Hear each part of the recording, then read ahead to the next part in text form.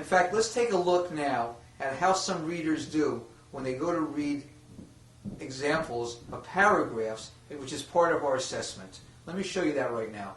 What you see now in front of you is an example of one of the tests that we do at Chapter 2 Learning Center. This is a story, a one-paragraph story, that was written to assess an average age of, let's say, early high school. What happens is that the person who's being tested will read the story and then answer some questions afterwards. The remarkable thing of what we're doing here is that we're actually going to see the order in which his eyes move across the page.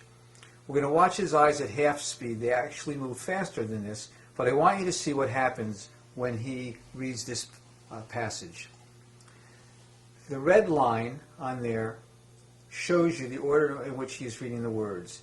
Now look at how it goes back and forth on the same line. Then he jumps down to the middle of the next line, stops. Those are called fixations. And then he has regressions. He moves forward and back. So let me ask you, could you understand anything if you read this way? And where he stops at the word accept for a few moments. He knows what the word accept means, but he stopped there because he has a decrease in his silent reading fluency.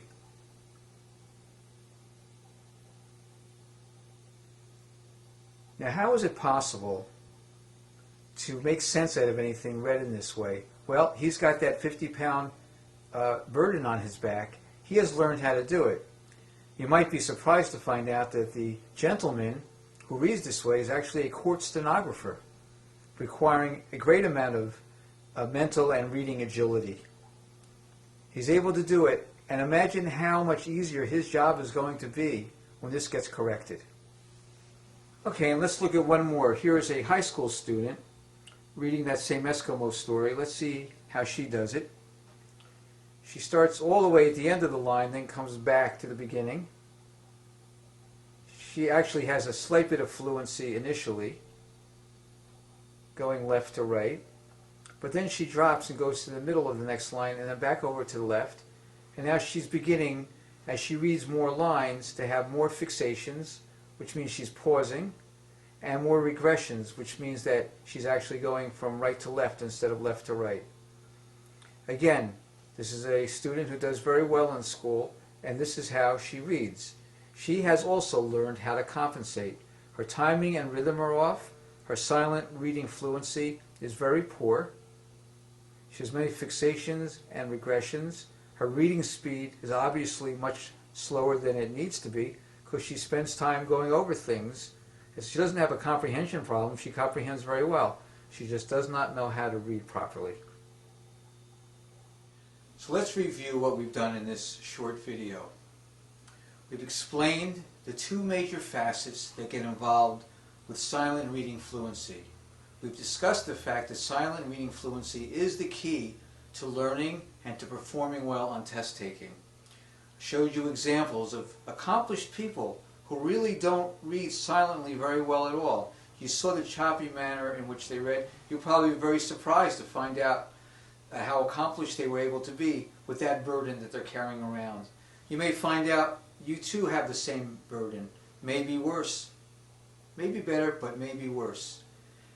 You'd be shocked to see how people who achieve very well do it under the tremendous burden of not being proficient in silent reading fluency.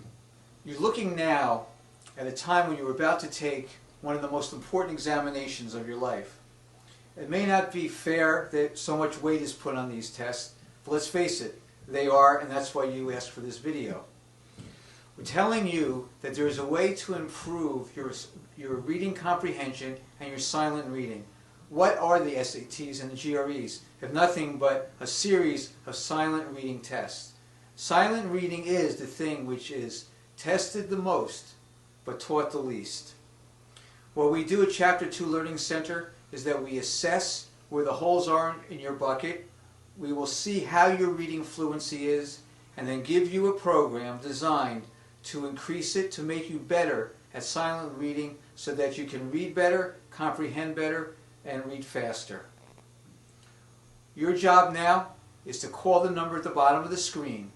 Just call this number that's listed here on the bottom of the screen and ask for your assessment. Tell them that you saw the video on the Chapter 2 learning approach and that you are interested in the silent reading assessment and the assessment that goes along with Chapter 2 learning. So if you call the number at the bottom of the screen, we will be happy to set up your assessment time. Thank you for listening. I'm Dr. Harry Schick.